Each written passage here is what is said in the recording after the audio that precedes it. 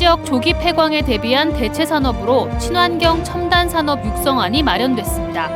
관련 기업 유치와 중앙정부 지원이 과제입니다. 강원도발 금융위기 사건에 대해 민주당 진상조사단이 책임을 묻기 위해 강원도를 찾았습니다. 김진태 도지사는 자리를 비웠고 강원도는 잘못이 없다는 기존 입장을 되풀이했습니다. 강원도 납북 귀환어부 사건에 대한 진실화해위원회의 진실규명 결정 이후 적극적인 무죄 구형과 무죄 선고가 이어지고 있습니다. 스토킹 처벌법 시행 1년이 지났지만 구체적인 양형 기준 없이 처벌이 이루어지고 있어 보완 목소리가 커지고 있습니다. 안녕하십니까. 뉴스데스크 강원입니다. 2025년까지 석탄공사 광업소들이 단계적으로 문을 닫게 되면서 삼척시와 태백시는 산업 위기를 맞고 있습니다. 이에 대응하기 위해 수소와 풍력 같은 신재생 에너지를 기반으로 로봇이나 모빌리티 등의 첨단 산업 육성 계획이 마련됐습니다. 이준호 기자입니다. 강원도가 지난해 말부터 최근까지 실시한 탄광 지역 폐광 대응 연구 용역 보고서입니다. 대한석탄공사 도계와 장성광업소 폐광으로 삼척과 태백에선 각각 1,600여 명과 870여 명이 일자리를 잃을 것으로 전망됐습니다. 강원도와 각 시군은 정의로운 전환 특별지구와 산업위기 선제대응 지역 지정을 통해 폐광 위기에 대응할 예정입니다. 정의로운 전환 특별지구로 선정되면 대체 산업 육성과 투자 유치를, 산업위기 선제대응 지역은 기관과 기업의 연구개발비 등을 지원받을 수 있습니다. 지역별 대체 산업의 청사진도 나왔는데 핵심 키워드는 알리100입니다. 알리100은 각 기업들이 오는 2050년까지 필요 전력 모두를 재생에너지로 충당하겠다는 캠페인을 의미합니다. 강원도는 풍력과 수소에너지 생산 기반을 지역에 확충하고 첨단 산업을 집중 육성할 계획입니다. 지역별로는 삼척시의 수소열차와 로봇 AS 산업 등을, 태백시에는 원격 의료와 배터리 소재, 친환경 에너지 데이터 센터 산업 등을 키워나갈 예정입니다. 실질적으로 제시된 사업들에 대한 어떤 타당성이 이런 것들은 지자체별로 별도로 검토를 해서 저희 그 시에 맞는 그런 산업들을 한번 찾아볼 계획입니다. 그러나 해결해야 할 과제가 적지 않습니다. 대체 산업을 키우기 위해선 기업 유치가 무엇보다 중요하고 산업부의 지원 또한 뒷받침되어야 하기 때문입니다.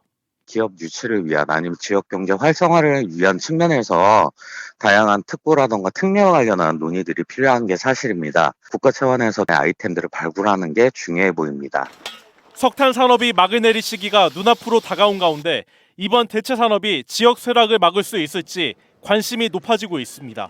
MBC 뉴스 이준호입니다. 강원도에서 시작된 금융위기 사태 여진이 계속 이어지고 있습니다.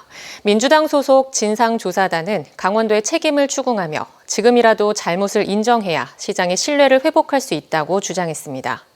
강원도는 회생 신청 발표가 잘못이 아니었다는 기존 입장을 고수했습니다. 백승호 기자가 보도합니다. 강원도의 중도개발공사 회생 신청 발표로 촉발된 대한민국 금융위기 사태. 자금시장 돈줄이 막힌 돈맥 경화의 원인을 밝히겠다며 더불어민주당이 진상조사단을 꾸려 강원도를 찾았습니다. 민주당 의원들은 강원도가 2,050억 보증 채무를 조금이라도 줄여보려고 고의로 부도를 낸 것이라며 책임을 물었습니다. 충분히 갚을 수 있고 추경을 통해서 할 수 있다고 하는데, 그런데 이제 그 당시에는 이제 안 갚겠다고 선언한 겁니다. 그래서 금융시장에 대한 강원도 집행부의 무지가 사태를 이 지경까지 키웠다고 지적했습니다. 그때 상황 판단을 이게 별게 아니라고 생각하신 건지 아니면 이래도 어쩔 수 없다고 판단하신 건지. 채권 시장의 동요가 시작된 뒤 강원도의 대응도 도마 위에 올랐습니다. 의원들은 강원도가 사태 수습을 위해 정부 부처와 제대로 된 소통이 없었다며 따졌습니다. 실제적으로 첫 대응은 추경호 부총리하고 전화를 한 게 베트남 가서 하신 거 아닙니까? 확인해서 말씀드리겠습니다. 강원도 입장에서도 이걸 좀 사전에 좀 이런 파장을 보면서 대응을 했어야 되는데 그걸 강원도는 최근까지도 방치했던 거라고 저희는. 의원들의 이딴 추궁에도 강원도는 고의 부도는 절대 아니고 증권회사가 회생 발표에 민감하게 반응한 탓이라며 기존 입장을 되풀이했습니다. 아이원제 1차 ABCP가 부도 처리된 데 대해서 상대 금융사에 대해서 저희가 좀 아쉽다는 유감이라는 입장은 여전히 변함이 없습니다. 민주당은 강원도가 지금이라도 잘못을 인정하고 제대로 된 사태 수습에 나서야 시장의 신뢰를 회복할 수 있다고 밝혔습니다. 중도개발공사 회생 신청을 직접 발표했던 김진태 강원도지사는 원주 출장 등을 이유로 이번 논의에 참석하지 않았습니다. MBC 뉴스 백소입니다. 진실화해위원회가 진실규명 결정을 내린 이후 과거 가해자였던 국가가 피해자들을 구제하기 위한 조치를 내놓고 있습니다. 강원도에선 납북 귀환어부들에 대한 재심 재판이 이어지고 있는데 검찰이 이들 피해자들에 대해 잇따라 무죄를 구형하고 결국 무죄가 선고되고 있습니다. 김인성 기자입니다. 지난 1971년 고성 앞바다에서 납북됐다 돌아온 창동호 선원들은 간첩으로 몰려 억울한 옥살이를 해야 했습니다. 2020년 피해자 가족들이 낸 재심에서 무죄가 선고됐지만 일부 피해자 가족들은 재심 과정을 함께하지 못했습니다. 결국 검찰이 직권으로 재심을 청구해 재판이 진행됐는데 이 과정에서 검찰은 피해자를 상대로 무죄를 구형했고 법원은 무죄를 선고했습니다. 누명을 벗은 데 대해서 마음이 홀가분하고요. 또 재판부에도 감사드리고 그리고 뒤에 남은 사람들 저처럼 결과가 좀 좋았으면 좋겠습니다. 진실화해위원회는 지난 2월 동해안에서 조업 중 납북됐던 건설호와 풍성호 사건에 대한 진실규명 결정을 내렸습니다. 이후 재심이 진행됐는데 검찰은 또다시 선원들에게 무죄를 구형했고 최근 무죄가 선고됐습니다. 무죄를 받고 어머니도 그러시더라고요. 좋은 것도 있는데 아버지가 함께 옆에 있어서 아버지가 직접 사과를 받고 무죄 판결을 나셨으면 더 좋았을 텐데. 당시 가해자였던 수사기관이자 국가가 무죄를 구형하는 등 피해자 구제에 적극 나서고 있는 겁니다.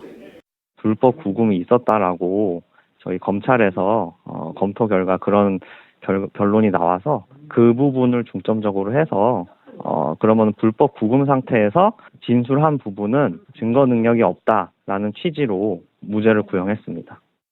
진실화해위원회는 국가가 제2기 진실화해위원회의 진실규명 결정과 권고 내용을 무겁게 받아들여 이제라도 책임을 다하려는 모습에 환영을 표한다며 성명을 냈습니다. 다양한 조치를 취하는 것은 상당한 의미가 있습니다.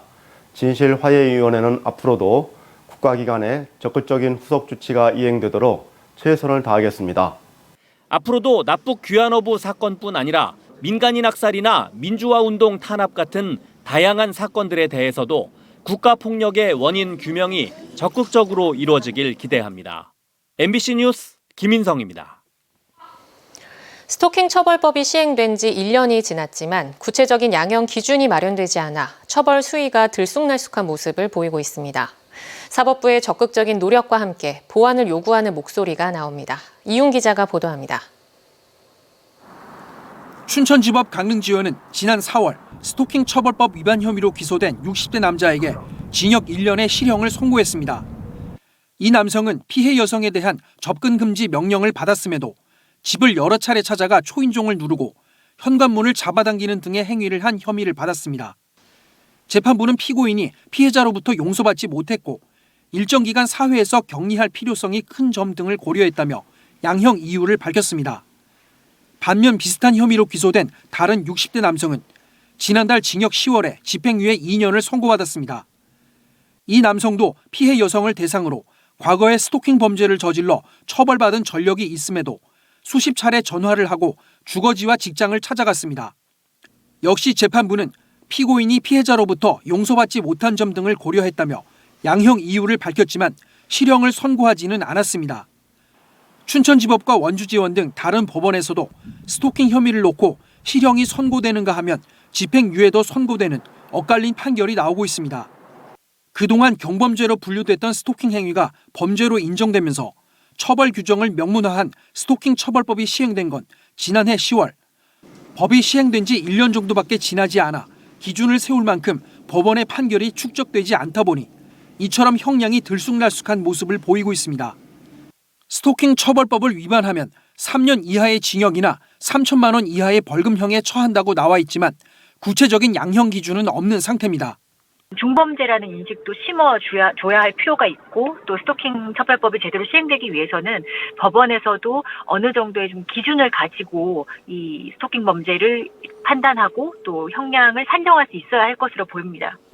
이 때문에 대법원 양형위원회는 양형 기준을 세우기 위한 검토에 나섰는데 좀처럼 속도를 내지 못하면서 본격적인 논의는 내년쯤 시작될 것으로 보입니다. 이와 함께 서울 신당역 살인사건 같은 강력 스토킹 범죄가 재발하지 않으려면 피해자의 보호 조치를 강화하고 20%대에 그치고 있는 실형 선고 비율도 높여야 한다는 지적이 나오고 있습니다.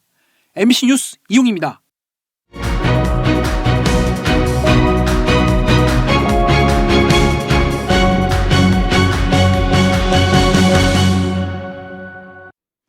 강릉시가 과학 일반산업단지 추가 조성을 위해 내년부터 실시 설계 용역을 시작합니다. 강릉시는 사업비 200억여 원을 들여 4,000면 일대 15만여 제곱미터 규모의 산업단지 부지를 확장하기로 하고 내년 1년 동안 실시 설계 용역과 부지 매입 절차를 마친다는 계획입니다. 확장되는 산단 규모는 강릉 과학 일반산업단지의 10%에 해당되는 총 10개 필지로 강릉시는 세라믹과 바이오, 식품 가공업체 등을 유치한다는 구상입니다. 강릉과학산업단지는 2020년 모든 용지 분양이 완료돼 현재 벤처공장과 창업보육센터, 연구소 등 170개 업체가 입주해 있습니다. 설악산 소공원에 위치한 설악 케이블카가 오늘부터 오는 25일까지 일시적으로 운행을 중단합니다. 설악 케이블카 측은 정기 안전점검과 케이블 교체 공사 시행을 위해 12일 동안 운행을 중단하며 기상이변이나 공사 일정에 따라 운행 중단 기간이 달라질 수 있다고 설명했습니다. 설악 케이블카는 하루 평균 2천여 명, 연 70만 명가량이 이용하는 것으로 알려져 있습니다. 강릉 안목해변에서 물에 빠진 70대 남성이 119 구조대와 해경에 의해 구조됐지만 끝내 숨졌습니다. 강릉소방서와 동해해양경찰서는 오늘 오전 9시쯤 안목해변에 검은색 물체가 떠 있다는 신고를 받고 출동해 70대로 추정되는 남성을 물에서 건져 인근 병원으로 옮겼지만 이 남성은 숨졌습니다. 해경은 목격자 등을 상대로 자세한 사건 경위를 조사하고 있습니다. 도내에서 코로나19 재유행이 본격화되며 오늘은 오후 6시까지 2,000명 넘게 새로 확진됐습니다.